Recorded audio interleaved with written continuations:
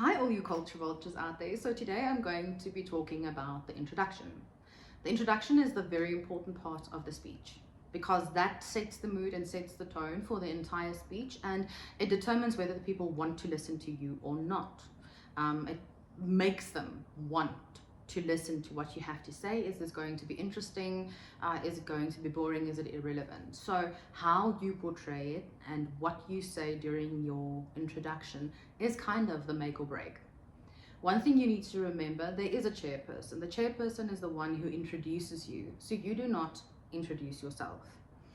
Some of the competitions, especially the online ones where you have to submit a video, do stipulate that you have to introduce yourself.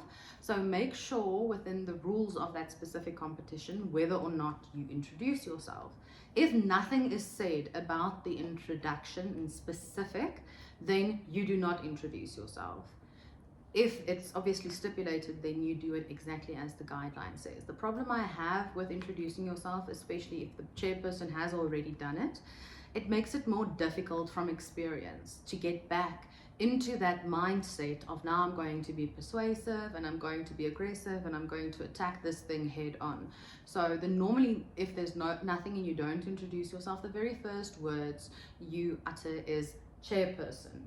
The reason for that is you acknowledge the chairperson. That's your way of saying thank you for introducing me, and then you continue with you start with your speech. So chairperson, look at the chairperson. Unless they're sitting behind you, you do not turn your back on the audience, so you're just kind of in their direction, chairperson, because you don't want to break that link with the audience. And then you start with your introduction. The contents of an introduction can be almost anything. It can be a quote, it can be a short extract from a poem, it can be a life experience, a very short story, some scenario that you have created. Be careful of using a source in your intro, because your sources should be reserved for your arguments. So when it comes to introducing yourself, you can use anything of the above mentioned and make it short, depending on the time you have available to present your speech. For the kids, for the little juniors, I say don't go more than one, maybe two lines and then start summarizing. Don't go for an entire poem, because that poem will take up 50% of the time allocated for that speech. For the more seniors, absolutely pushing it, absolute maximum, no longer than 2 minutes to introduce your topic and what you are going to be talking about, because that's already very much pushing the boundaries. Remember, the people aren't there for the introduction. The people, or the purpose of the public speech, is for the arguments, in order to persuade someone. I also have a pet peeve against people saying, I am going to convince you, and then later on, I have convinced you. I'm a little bit of a rebel.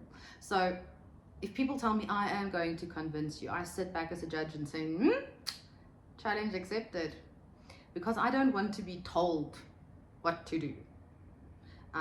If you say, I have something on my heart and I'm going to discuss it with you, that's fine. But don't say, and this is a personal opinion, don't say, I am going to convince you and I have convinced you.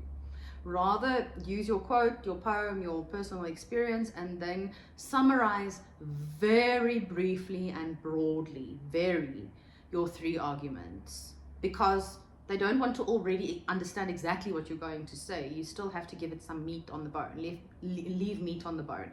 So you're only going to say your argument 1, argument 2, argument 3, and then you end off with ladies and gentlemen, argument 1. So be careful of not overindulging in your introduction. It is literally just there to grab people's attention. If you want to sing, sing. Don't sing an entire song, don't sing an entire opera, because it becomes too long and it doesn't leave enough room for you to summarize your arguments. You're welcome to put in a theme, especially for the younger ones. I have no issue with that. The first balloon I'm going to let go, or the first slice of cake, or the first judo chop, or the first kick, second kick, third kick, or I'm going to use these 3 kicks, these 3 balloons. So that's fine for the younger ones, but once it gets to the more senior phases, it's a little bit tedious. Try to stay away from that and just hit it head on. My first argument, second, third. Or firstly, I'm going to discuss the topic with you with the following 3 arguments: firstly, secondly, or thirdly. Or just name them, but leave a big enough pause in between number 1, 2, and 3 when you're summarizing, so that the people know that this is 1, that should be 2, all right, that is 3. So it's a way to set a tone. Make sure that it's big and strong and punchy. You never come in tedious and soft. You come in bang, so that everyone, even the little gogo sitting in the back, sits up and gives attention, because now something important is going to happen. So that is my personal opinion and my tips on an introduction of a public speech.